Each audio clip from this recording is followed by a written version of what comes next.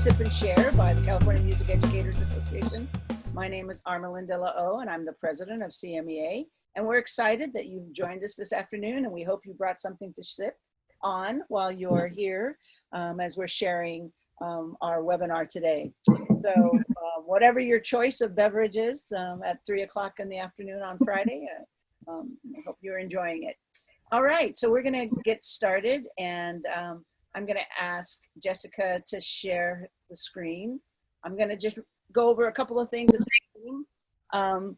One is just in general, while we're starting the presentation, if you wouldn't mind just muting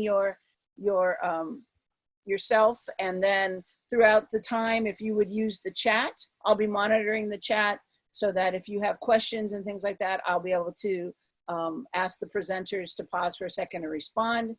And also towards the end, we'll have a time for question and answer where you can unmute and be part of that. So these are just a few guidelines.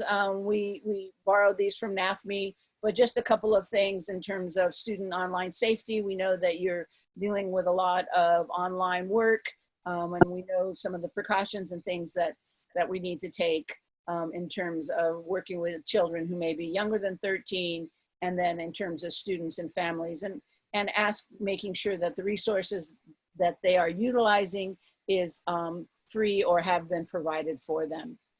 Go ahead, next slide. We also know that we all believe that equity and access is an important aspect of what we do as music educators, making sure that students have access to equitable instruction, and that we know that all students have the right to learn, that universal access for whatever approach or needs that they have, that we are meeting those needs as professional educators. So as we go through these times, and we know we have a few more weeks ahead of us, we know that we want to just make sure that we're thinking about our students and providing those opportunities for them to be successful in online instruction. NAFME has some resources to support some online instruction, and now that we have these webinars and some other things, we also have some resources. If you didn't catch our other webinars earlier the last few weeks, you can go back and look at some of those and enjoy them. We have a YouTube channel that I just found out about, so we'll be populating that YouTube channel with these webinars, so you can always go back and refer to them. You can also share those with other people who might need to see them or want to see them or weren't able to make the day. So we're excited that we can bring these resources to you. So today we have two presenters that'll be working, sharing with you on the online ensemble instruction, bridging the digital divide and flattening the learning curve. Very appropriate for this time as we're starting to think about that, and even considering about coming out of this environments that we're moving into over the summer, what that might look like. So we want to make sure that we are keeping in mind that opportunity to keep that divide small and keep that learning curve flat so that everybody can be part of it. So today, Jessica Husselstein and Zack Pitt-Smith, they will be your presenters today. Both of them teach middle school.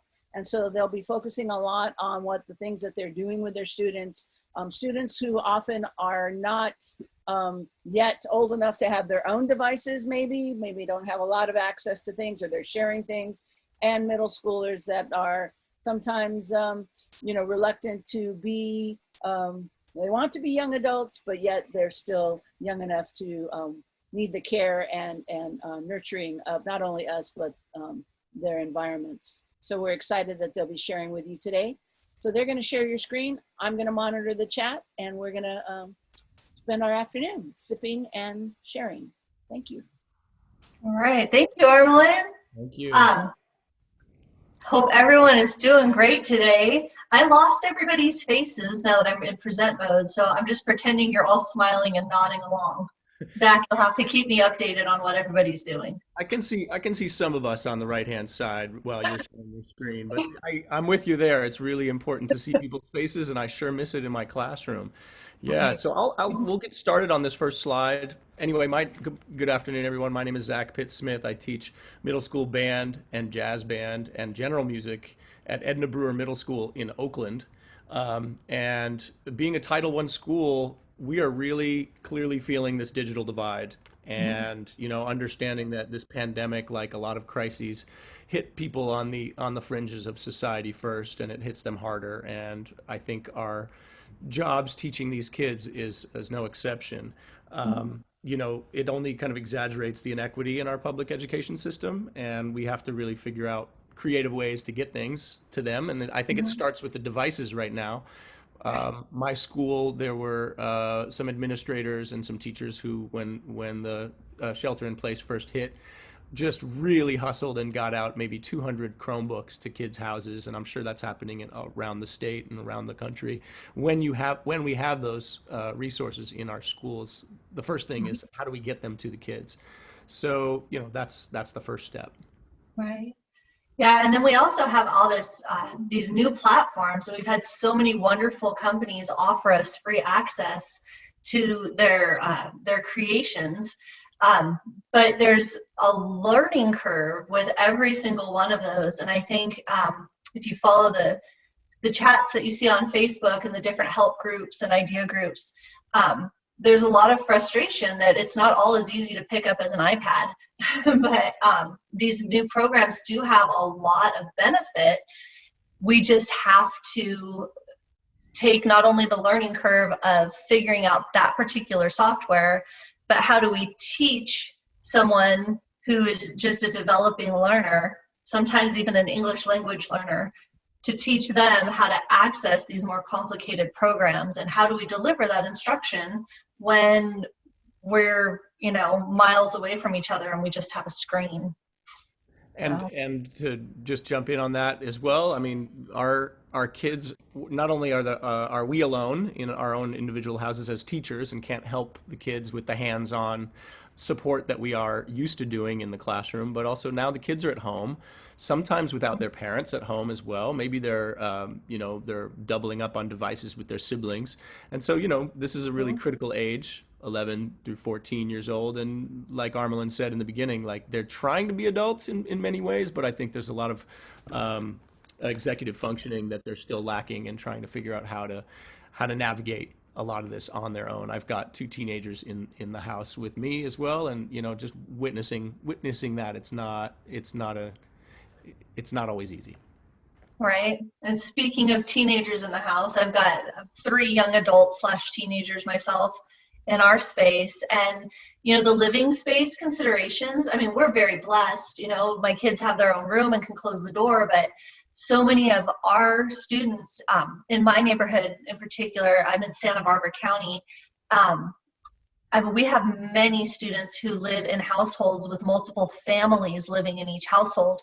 I literally had hundreds of situations where families that my students got 5 people in their family, and they live in a bedroom of a 4 or 5 bedroom house with 4 or 5 families living in that one house. And when you want to start looking at, restrictions on bandwidth, if, they're even able to get internet access, because at least at the beginning of all this, our cable company would only do one service provider per location, or one point of service, like one modem, you know what I mean? And so that was a mess. You've got people who are working at night, and you've got dealing with multiple families living in that space. They're not allowed to play their instruments at home. Right. They've got little brothers and sisters. I was on tech support with one of my kids a few mornings ago, and he's like, I have to whisper because my baby brother's asleep. And then halfway through, baby brother woke up laying next to him in bed, and they were both in their pajamas, and but I mean, that's a whole new teaching situation for sure. Absolutely. The last thing on this slide, sure, we get the kids the devices, sure, we get them up and running on these new platforms. Actually, teachers up and running on the new platforms. I'm sure like many of you, I'm just learning how to use smart music and so many other tools here, which is great, but it's also taking a lot of the bandwidth. What about reeds? What about new strings? What about, my mallet's broke. So in addition to digital virtual office hours, I've been hosting weekly real office hours at the curb. So there's been some curbside pickups of reeds and other materials that students need, coming to get them at school, and that's a different experience. I'm wondering if some of you are experiencing that as well. Yeah. I love the curbside pickup for reads, Zach. I think that's super cool. Curbside pickup. Yep. Right. So with each one of our slides, what we were hoping to bring everyone into is, your own calls to action, and to help everyone, have a few minutes now as we're all talking about this stuff, that I'm sure everybody has considered these aspects of the world we're dealing with right now. But we want you to be able to come up with ideas right now that might work for you, to help our students be more successful in the long run. I saw somebody in the chat talking about mailing reads. I think that's great. Another way to get things out to kids. I have students who may not have access to Amazon or the money to buy those reads. So that's one concern, that I'm dealing with in my bracket. For sure. We have some things here about providing choices. I've found that some of my assignments have been met with either parents who are really grateful that there's some really interesting programming and curriculum happening through these, through this new digital format, but also some parents saying, I need to take my kid to work with me. They're not going to get much done. Don't expect a whole lot of work from Johnny. But I think to approach, at least for us, we're approaching a lot of it as invitations. And these are offerings, these are musical offerings, these are some different options that you have. But if this is going to continue, I think we need to, think beyond that and really think about formatting our units around digital delivery. For sure. I think that there's like different ways to show that they're learning, or show that they're still thinking musically, is great. I found too that having flexible due dates on projects is really taking a lot of the stress off my students. The first few weeks, they were terrified about getting everything done. And I think that was a gut reaction to the fact that we were all trying to set up as much content as we would use in a live classroom, right? It's like, you've got those 50 kids in a room for 60 minutes. We better keep them busy. Right? But you don't need that much when we're online. So now that we've kind of backed off, I know that I've kind of found a much more comfortable spot. I'm also implementing flexible due dates, so that if they are really heavy in social studies or math that week, then it's okay. Get this work done. We'll be waiting for you when you get to it. I did let them know that I'm only giving feedback up to a certain date, but that they're welcome to participate in the activity anytime. I think it's also important to remember as music teachers that what we're offering students is a real social emotional stability tool in the midst of this crisis. That yes, our academic component is critical, and just as critical as all of the core subjects. But I really feel like I've been finding the connection with students, even through Zoom classes, and as distant as it is, it's an opportunity to really connect and have students use their creativity for good. That said, grades, I'm telling kids straight up that our grades right now, we are pass fail, and there's really no way for any of you to fail. So we're going to be, we're moving forward in that way. I don't know if next year is going to look the same way, but we can't be grading. Equity really requires us to grade in a different way. I couldn't agree more. And the other thing I think that really helps with getting kids to be able to be involved is to not force all of your activities into synchronous learning. Being able to work on these projects in their own time and at their own speed is really the only way to avoid those conflicts with living situation impediments, or mom's on the computer right now and mom needs to get work done, or dad needs the bandwidth right now, or maybe my sister's in a college class and it's a live lecture that's not getting recorded and she has to be on the bandwidth right now, and I can't actually do a whole entire,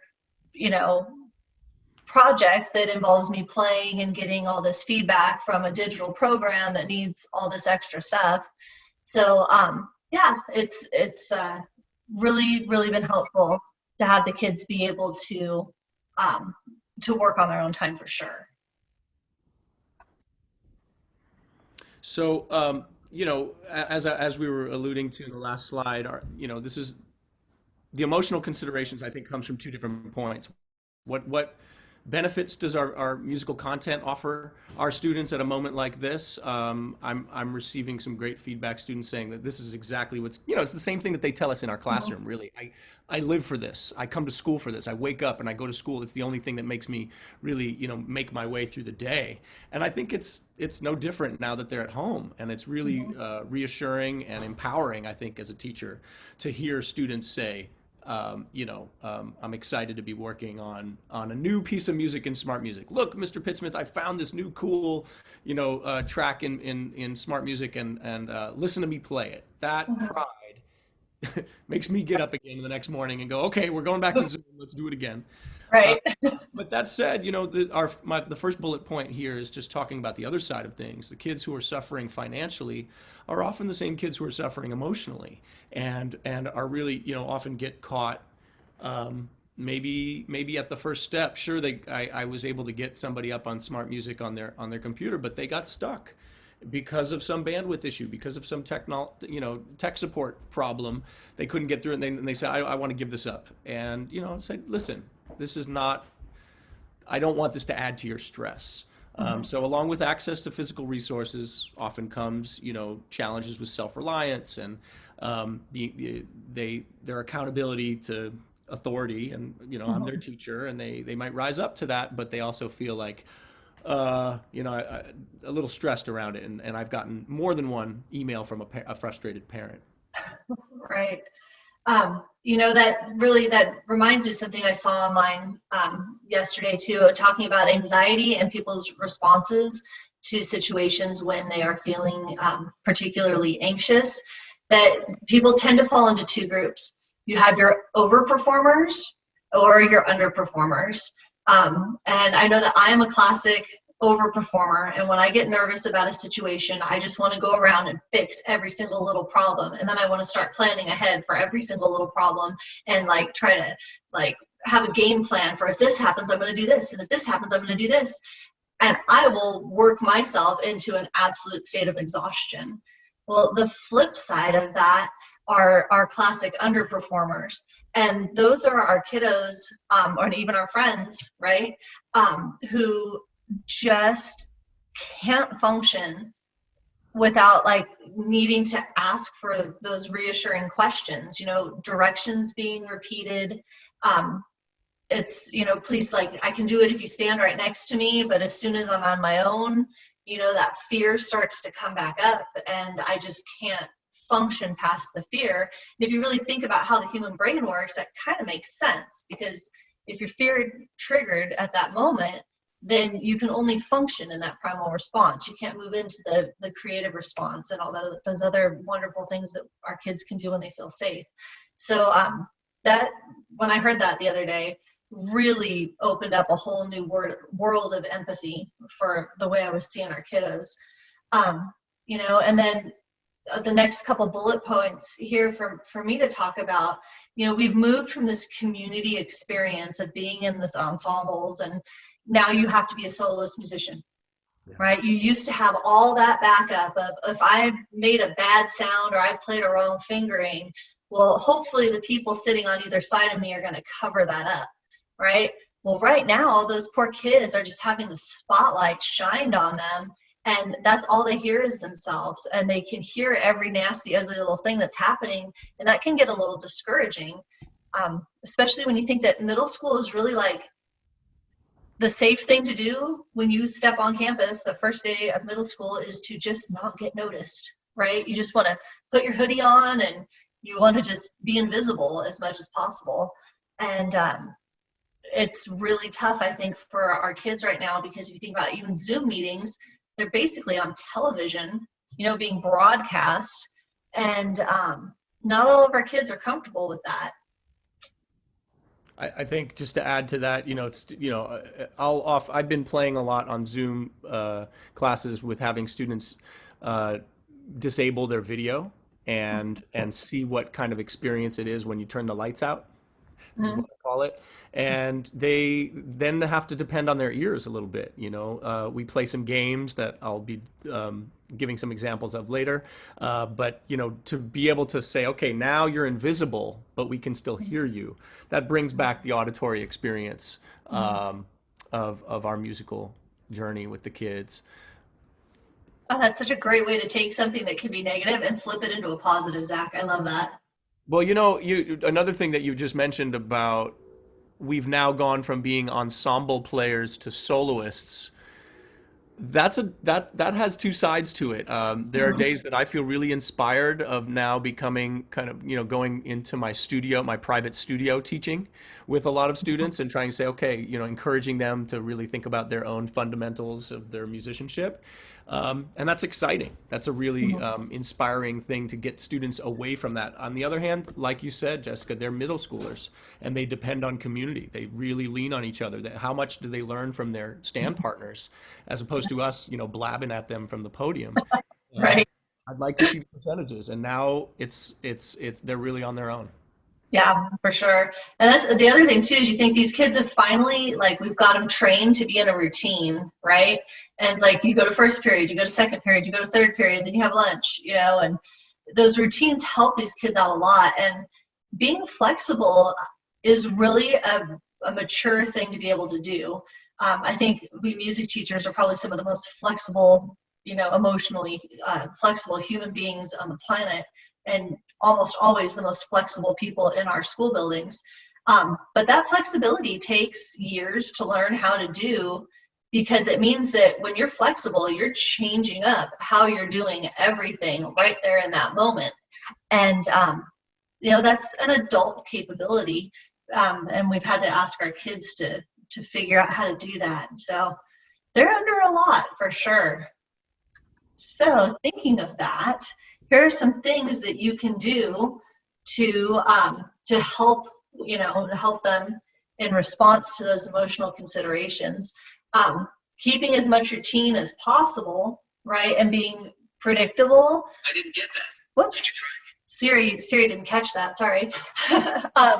Keeping things predictable, but also being flexible within that predictability.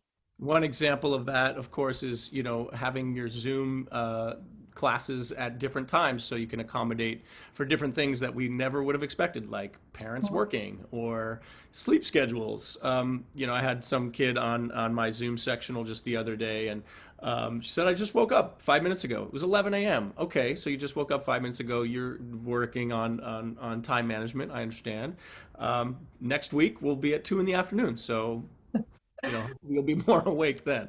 Right. Oh my gosh. Yeah. And then, the emotional component of being a member of your ensemble. And I know I keep saying band. It's probably because I'm a band person, and please don't choir and orchestra and everybody else. I only speak that because I speak band. I'm sorry. I need to speak all things better. But it really is emotionally that, those friendships, the connection, the family feeling. That's why so many of our kids are in our class. I've probably got, in my group of 85 at my junior high this year, I probably have about 15 of them who are there just to focus on music. The rest of them are there because they want the community aspect. So incorporating things like icebreakers and giving kids just time to talk to each other during the Zoom, even setting up some breakout groups so that they can talk to each other kind of outside of your main section, is just healing, I think, for them, to give them that little bit of space to feel that again. Another thing I think is really empowering is having students find relevant work to them and things that they're excited about doing. So yes, I'm giving assignments on smart music, but it's really, like mentioned earlier, it's really exciting to see them thrive. Mhm. Having found something of their own, and making progress, and kind of being cognitive of their own growth around that topics that are meaningful for them. So there's a lot of choice that I think is important to offer them at a moment like this. Yeah, I found that a lot of my kids are turning into really good little composers. That Chrome Music Lab tool and Soundtrap both have been really exciting to see a few of my kids really latch onto that and start expressing themselves. And I'm just like, okay, here's some more ideas, go for it, show me what you can come up with. And they've been doing amazing things. I'm really proud of them. But another thing that I'm thinking about doing too to help my kiddos out with that break, with starting to be more flexible and not needing to feel so invisible, is I'm going to start working with them to be comfortable with seeing and hearing themselves in an online environment, on a Zoom meeting. I don't know how many of you have kids who have their video on and they're sitting over here on the side of their screen and you can see their ear, but that's it. They don't want to be on camera. So if you had to teach another person to be comfortable looking at and listening to themselves, what are some things that you can do to help them feel better about that process? What are some lessons that you can do? And I remember the one that was probably the most uncomfortable for me, but probably the most helpful, was when I was in my very first conducting class with Dr. Harris at Cal State Stanislaus, and we were working on facial expressions while we were conducting. And he just said, go home and practice looking in the mirror and make sure that the expression that you think you're making is actually showing up on your face. And come to find out, I had a lot of work to do because I just had this face. It's like, I think I'm smiling. Am I not nodding? I'm leaning at you, but no, I was very deadpan and had to really work on animating my facial muscles. So I think that's something I'm going to do with my students in the next few days, is just give them that assignment and have them reflect on what it was like to have to do that. Speaking of kind of lightening the mood with them, I think that and getting kids to feel more comfortable in this Zoom environment. I think one thing is to let your guard down and be silly. I have no problem with that in my classroom. I've found that it's been a little bit more challenging to do that in my, maybe not when I'm in my living room. That part's not the challenge, but really vibing off of their personalities. So one of the things that and Jessica mentioned the discomfort that kids especially feel with seeing themselves in their screen. So first of all, turning off the lights and, removing your video. The other thing is changing your background. I invite kids to change their background. My background, if you can see it, despite the shared screen, this is our classroom. They recognize that carpet anywhere, and those lovely Wenger cabinets. It just looks a little bit more clean than it does when they're around. So they're like, oh, we're in the Playhouse. That's cool. And I said, well, how you get from the Playhouse to Carnegie Hall is practice, practice, practice, or just change your background. So kids are having fun. Kids are having fun with the background. I think doing some little games where a kid has to run and go get a hat, or just having fun with this new format. A little some kind of search and find something in the house. Come back with a implement from the kitchen. But I also think that it's really important as we sit here in front of the screen to get away from the screen, even in our musical format. So I now invite you to, we're going to do an interactive break, and we're going to do some body percussion. And you have to stand. So maybe, Jessica, we're going to stop. Do you want me to unshare so that you can see it? All right. So there we go. Here we are, Hollywood Squares. Hopefully you can see me entirely. We're going to do something that I learned from body percussionist extraordinaire Keith Terry. It is called the building blocks. And it helps if you're it helps if you're muted because, as you all know, there's this delay.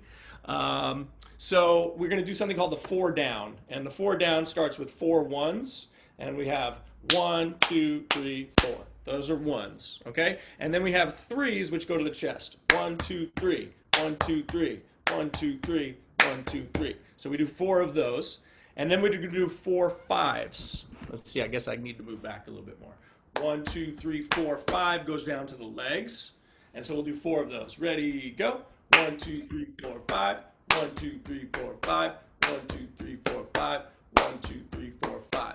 And then we're going to go to 4 7s, which go to the back of the legs. Ready, go. 1, 2, 3, 4, 5, 6, 7. 1, 2, 3, 4, 5, 6, 7. 1, 2, 3, 4, 5, 6, 7. 1, 2, 3, 4, 5, 6, 7. And now it's important that you're standing up because 9 goes all the way down to the feet.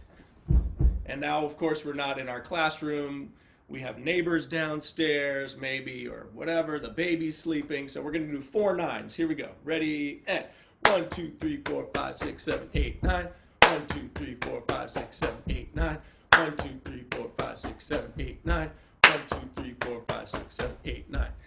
That is the first round of 4 down. And if we were to go on, we would do it all the way through. But I'm not going to take up much more time doing that. Hopefully some of you have done that. Hopefully you're breathing a little bit more deeply. You can sit back down a little bit more comfortably in your chair.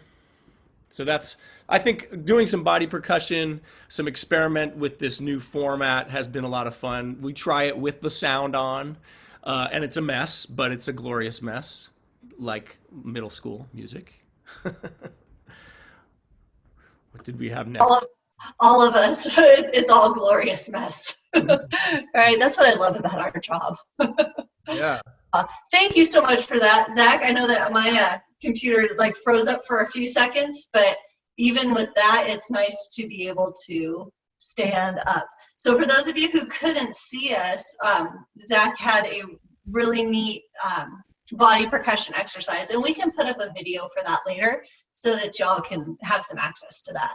And Emma Jolene just shouted out Keith Terry, who's doing free body percussion sessions every Thursday at noon. If you're not familiar with Keith Terry's work, please check him out. So yeah, there's so much stuff that artists, particularly artists who don't have steady paychecks like our teaching jobs do, who really need that kind of support. So please go and support teachers like that. Yeah, that is awesome. Yeah, it's just it's so nice to stand up. I love that very much. And Brenda, I saw you put up about the Calm app. Yes, I have that on my watch, and actually got up and stretched today because I'm feeling by Friday I'm feeling really, really stiff, I gotta say. So, all right, I've got to figure out how to change slides here. I got 2 screens going so that I can try to follow along what's going on here. So, some creative ensemble and sectional virtual activities. And guys, I got to tell you, I'm so excited for you to hear this. As we were working on this presentation, I was just getting all kinds of great ideas from Zack, and he has got some really fantastic stuff going on. So I'm just going to pass it over and let him take it from there. It's funny. Thanks for the shout out, Jessica, but I have to give it right back to you because I feel like I've been going into this new era as a bit of a Neanderthal, and so I'm really excited to be learning from you as well and everybody's ideas. And it's a little bit overwhelming sometimes, but yeah, I've jumped into the Zoom and the Google meeting, the video conferencing, and it's been interesting. Some days are really hot, some days are really cold. But when I see that, mostly it's about seeing the students and having them there. So for those of you who haven't really experimented with this format much as a teaching implement, there's some interesting things you can do, as we just experienced, everyone being muted except for the teacher. You can control that function. And then, of course, turning off yourself and calling on a student to come up and play in front of the class. And I've actually found that some students who wouldn't normally do that in the flesh, maybe feel a little bit more comfortable to doing it on the computer. So there's the other side of that. We've been doing a game called Follow the Leader, which I was inspired by watching a video of the Trisha Brown Dance Company. They did this. You'll see our version of it in music, but the dance, each dancer in each of their Hollywood Squares Zoom box goes one after the other, and they've each pinned a certain uh, particular participant. Um, I've also worked a lot with having students playing along with the audio streaming from my computer. Primarily, I've used the video conference as a live tech support for smart music and getting students up on these other forums because it's been brand new to all of us as of the shelter in place. But I'm particularly, I'm also fascinated by the virtual ensemble projects. I do know that it's daunting, and I liked someone's phrase that I saw that we are music teachers, not music producers. So when your principal asks you, could you please just, whip off a virtual copy of Pomp and Circumstance for the graduation next week? And you say, you have no idea what that entails, and it's all new to me. Well, I say that, but I am about to embark on that, and we're working on it. And I feel, like I said, a bit of a Neanderthal trying to figure out how it's going to work. I'm also involved in some summer camps, all of which have been canceled or moved online, and the ones that are moving online are really looking for digital supplements of how we can do this. And so we're all going to learn. So here's this is an example, a video grab that I took from a sectional from Zoom of a students playing Follow the Leader. So it was, I think the prompt was the B flat major pentatonic scale and about an improvisation that we just pass along, and each student's supposed to follow one. You'll notice one student in the middle left hand side does not have his trumpet, and then of course you get challenges like videos freeze, or the kid on the right in the middle doesn't have their video streaming, and they're like, wait, do I go? But anyway, for what it's worth, check this out. All right, I'll go ahead and hit play, but if for some reason I change my settings and the music doesn't come through, let me know right away. Sure. And I'll go back and optimize that again, but I think we should be good to go. Whoop. Wait, no, hang on. There we go.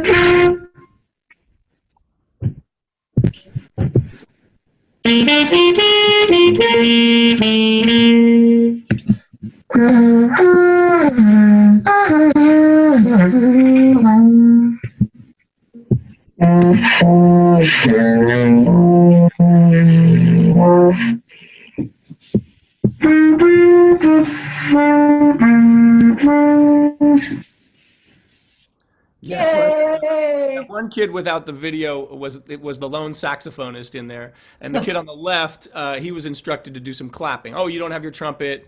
I don't even think he had his mouthpiece. I should have had him buzzing, but follow the leader. It gets them staying focused. It does also give me a little feedback that tells me, oh boy, their chops are tired and they are having a little trouble with air projection when they're sitting on the couch. I had a bassoon player who told me, Miss Husselstein, I just don't think and she's sitting there doing this in her chair. Whoops, as I bump my desk, right? She's moving back and forth, and I'm spinning back and forth in my chair for those of you without video. And I'm like, so are you using your seat strap? She's like, yeah. Like, maybe we should sit in a chair that doesn't roll.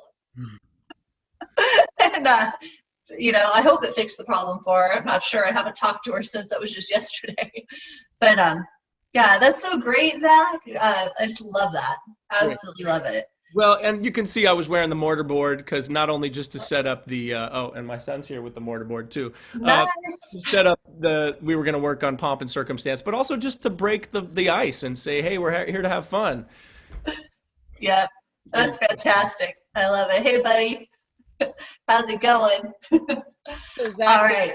There is just a real quick question about did you have to synchronize in the live session to get them to not delay, or was just a pause with a tap kind of thing? What was? You mean from when it went from one square to the next? Well, we experimented. We said, can we do this in time? And the students realized, no, we can't do it in time. So we're going to do this rubato. And so we learned what rubato is, and we learned that the latency of the feed makes it really impossible to do anything like that in time. Sometimes the delay. This was actually maybe one of the best times that we did that, but sometimes it breaks down entirely. But yeah, good question. Right on. All right, so one of the activities that I was able to do with my students to kind of give them some choice and to take them away from playing in the real time was this thing called a choice board, which I was trying to glean how to do off of all the other classroom teachers that I was seeing on these Google Classroom pages and how everybody was making things work. And it actually ended up being a pretty helpful little experiment, even though I will definitely change a few things the next time I do it. I thought we would use this last little portion of time together to kind of run through what this was and how I set it up in Google Slides. So this is what it looked like, and I need to switch out of my screens here. And this is how I did it. Okay, so I'm in Google Slides. That's the program that I used. And what the kids saw was, I think I can do this in present mode for a little bit here, so it's bigger for you, is the kids saw this. And of course they didn't actually read the directions, but there were directions and suggestions. And as we finally got down to it, this was the actual choice board that I made. And all this is a Google slide, which I created with a fixed background, which I'll go over in a little bit. And then I dropped links over the top of each one of those text boxes so that it would hyperlink to, I just clicked on that one box, and it hyperlinked them to a set of directions for that particular activity. And in the set of directions, I had the tools that they needed, what they were going to do, how to upload it so that I could actually see it. And each one of these is a Screencastify video that I made that it just shows the kids how to do it. So Screencastify is an extension for your Chrome browser. So you have to be using Chrome to kind of like to make it work, I guess. And then you just download the extension from the Google Play Store, and it lets you record from your webcam. And you can record what's going on, just your face talking to them, or you can record just your screen of your computer, or you can kind of do like a mash with both. And it gives you all the directions. So what I had them do, well, I don't need to go over the content as much, but I wanted to show you guys how I made it. Some of the other things they could do was a listening activity, which I did on slide decks. And then the students, to answer the questions, when you put this slide deck in to Google Classroom, let's see, I have that one open over here. When you assign this in Google Classroom, it makes a copy for each student on their own. And they read through the directions here on these first three slides of directions. But to answer it, they just select text box and then drop the text box over the top of whatever picture that you have, and they answer the question. And again, I use that hyperlink idea where the kids can click on a link, go to another web page to get the information that they want to do. And so they have to read the article, and then they come back and they use that text box tool and they create their answer in that text box. And then when they submit the assignment on Google Classroom, I get their edited version of this slide deck. But because when I assign it in Google Classroom, I make a copy for each student, then, which can be a whole nother webinar in and of itself. But just one of the little buttons that you have to put when you put an attachment on there. It didn't alter my main template. So all of my students were able to do it without writing over the top of each other's answers. So I just used that hyperlink in a lot of different ways. This one took them to different examples of musical genres where they could then click on them again and see more information, right? And often to hear examples, it just kind of depended on which one. And then this one we linked to listening examples. And then they had to come back to that slide. And they had to come back to that slide and use the word bank over here on the side. And again, use that text box technique to write in some of the words that they felt described those particular instruments. So that whole idea, these are called hyperdocs, I guess. And it just makes it like a little bit more interactive to do that. So I wanted to show you how I made those hyperdocs. So here we go. So this was the original one and what it ended up looking like. And this is my little sample one that I would walk you guys through. And this took me about 5 minutes when I practiced it earlier. So I think that's about how much time we're going to start with. So this is my super easy sample version of, again, I'm in Google Slides, okay? And what we need to do is we need to create a background basically so the kids can't do what I just did right there, which was move the stuff around as they're working. We don't want the whole like image on the slide to get messed up. So we need to create a background with a fixed image. So you're going to start with a blank slide, okay? And then you're going to choose a background, which is just right here. And I'm just going to start with a color because that makes it easy peasy. Boom. So now we have this color and we're going to create shapes with the shape tool. And we'll just make as many as you need. I'm just going to control and copy for your activities. And then these are all filled with different colors. So I'm going to change the fill color because, you know, you can. All right, so you just do that with the fill tool. So you now have your, let's see, did I forget anything else I was going to talk about on that slide? No. All right, so now you have these right here. And we want to write in what activities do we want to do. So I'm going to do a YouTube activity. I need to check my notes here. Yeah, so I'm going to do a reflecting activity, a creating activity, a playing activity, and a reading activity. Okay, so I type all of those in. So that we've got this. But again, I can still move these around. So what I need to do now is save this whole thing as a picture and make it the background so that the kids don't end up moving everything around. So what you do, super easy, is just a few steps. You go to File, and then you download the slide, the current slide, as a PNG. Okay. And then it comes down, I've got my downloads showing up here, but you might have to go into your downloads and do whatever you do. Then come back up here and delete everything in your slide. Right? And I do that in this step because if I don't, then I forget which one is the picture and which one is not. So now I'm going to make another background, but this time I'm going to choose an image. I'm just going to drop that in there. That was the file that I just downloaded. And if you don't have it showing up in your download bar, you might have to go to, you'll have to go to choose image and then browse and then look in your downloads and it'll be that first thing that you have there.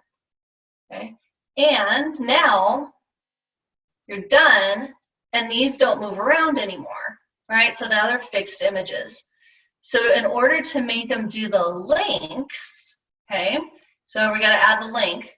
Okay, now that's the one thing is I haven't figured out yet is the links still move, but the boxes don't. Whoops, sorry, I'm getting used to my mouse wheel. So what you do here is you just take your shape tool again and you put a box over it. You get rid of the fill. Okay, so I've just got to get rid of that color. And now I'm going to make it hyperlinked to, let's see, I copied some of those, whatever URL you want it to jump to. So, for example, this one is going to be a YouTube. So I've got my, you can see that on my notes. I have my YouTube video down here.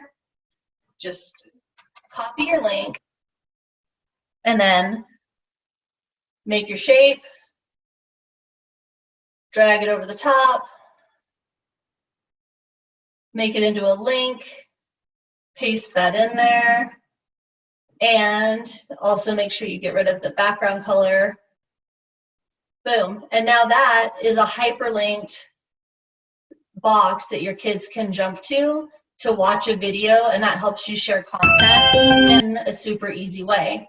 The other thing you can do is jump to other slides. So I did that exact same process here to take them to another slide that gave the directions for that activity, which would just go to Smart Music and work on these 2 assignments. And I just did a screenshot right there. So that is how all of, so that's how you make like the very, very basic start of making a hyperlinked document, so that you can have an activity that gives your kids a lot of choice and gives them a lot of different options for how to get their work complete for the day, for the week, and how to share what they know and how they know it without necessarily making them use an instrument that they may or may not be able to play in the moment. So I hope that didn't talk too long, but that's how that is. And if anybody wants me to like walk them through the details on that, I'm totally happy to do that. Any other time we could like set up like a Zoomy thing, and I could walk through that with anybody who wants to do that. So Jessica and Zach, we have a few minutes. Want to open it up for some questions from anyone? If you're, sure. Bring it on. Anybody have questions for Jessica or Zach? Yeah, go ahead, Jamie. Go ahead. Oh, you're muted. Unmute you. There you go. Sorry. Okay, got it. When you have your students play together as an ensemble, are they playing along with you? And it just kind of, you hear a sound difference, but they don't hear it on their end, right? Okay. Yeah. Like, yeah. I'm sorry. Was there more to the question? oh yeah, just that delay. So like you just kind of put up with it so that they can play together? Well, I would say that video clip you saw of that game, not call and response, follow the leader Right. game we played. That was one of the few moments where everyone was off mute. A lot of the games that we're playing or rehearsals that we're having are me playing, them playing along with me. So there's no double directional delay. So they all hear you, but not each other. Exactly. Got it. Yeah, and I like to not have it all be focused on me, so I'll switch that paradigm up. So I'll have everyone's following that one student who's feeling comfortable to lead. Okay. Thank you. Yeah. Anyone else have questions? You can unmute yourselves now if you want to just have an open. Sure. Barbara, I will absolutely share that. I need to clean it up a little bit, but yeah, I can totally share that out.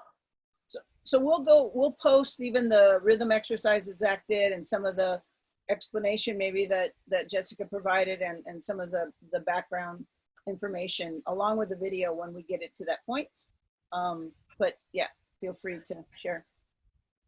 Yeah, just so you know though, all of those assignments have Screencastify videos of me talking with my students the way I talk with them, and I am super informal with my students, as professionally as possible, but you know, I'm very much just me in those videos.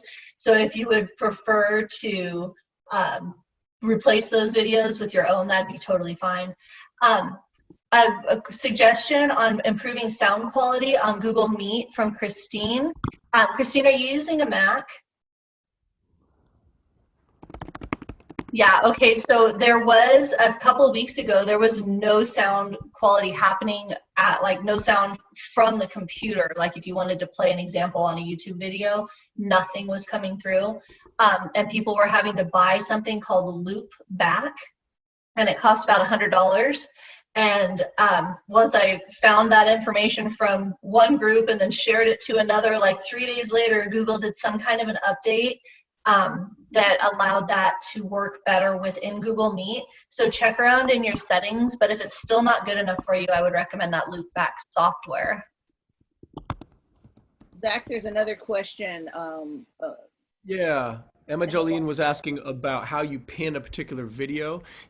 I guess it depends on different devices that you're using. But if you are not on if you're on a computer, I do know that if you hover your cursor over a particular one of these Hollywood squares, you get three white dots in a blue square. And one of the options that comes up is pin video. And now I don't know if that works when streaming from an iPad, for example, or a Chromebook. So, Emma Jolene, that was your question. What device are you streaming from? You're muted. Okay. Muted. Oh, she's on an iPad. She's on an iPad. Yeah. Do you know that another option, at least some students told me that if when they're on a phone, a lot of kids are zooming from phones, which is really, I think, find that must be problematic. But if you double click on one of the squares, you might want to try that on the iPad. Don't know if it works. I just pinned myself and then I couldn't unpin myself and then I clicked on something and now you're all back. So I don't know what I did, but that was interesting. I wonder if that's a host feature because I don't have that feature. Oh, okay. Yeah. All right. So you can just check your hair as you're working with your students, right? Let's see here. Who else here? Anyone? I saw another one say, are districts allowing students to take instruments home? Yes, I personally kind of had the feeling on that last Friday that we were in school. I want to say it was like March 15th or 16th, whatever that Friday was. I just had this ominous feeling, and I literally went around to every single one of my campuses and was like passing out reeds and just I told all the teachers, do not allow anybody to leave their instrument in their classroom, make them take them home, and then made sure that all my junior high students came and took their large instruments, and I gave them the telephone, like, call your mom because you can't take the tuba on the bus. Our buses are a little weird in our district, but yeah, that's what we did. Now I feel like I might be regretting that decision, but in the moment it felt like the right thing to do, and I'm just really hoping we get them all back. So we're running. I want to first of all, I want to thank Jessica Husselstein. She is our Southwestern section current president, soon to be media past president, but she is moving into the role of our music education technology rep for CMEA for the next 2 years. For good reason. All right. And then I'd like to thank Zack Pitt-Smith, who is our urban schools rep. And so teaching in Oakland and all of that. So we'll be hearing from him more often, I'm sure, for those of you who are in urban situations, wanting to make sure that we're reaching all students. I also want to thank Ann Fennell, our president-elect, for being on, and Chad Zollinger, our vice president, for being on with us today. Trish, as always, she is the magic behind the Zoom. I will just say she could be, we could be in, where are we going with our magic slippers? I don't know. So we're in the mountains. Yes, so we're excited that you joined us today. And again, we want to thank you all for being with us. And we hope that if you want to take a sip of let's all cheer each other for a second. And it's still just water in mine. Yes, but that's okay. Cheers, everyone. Cheers. Have a wonderful Friday evening, a wonderful weekend. Stay safe, stay healthy, and we're excited to see you next week.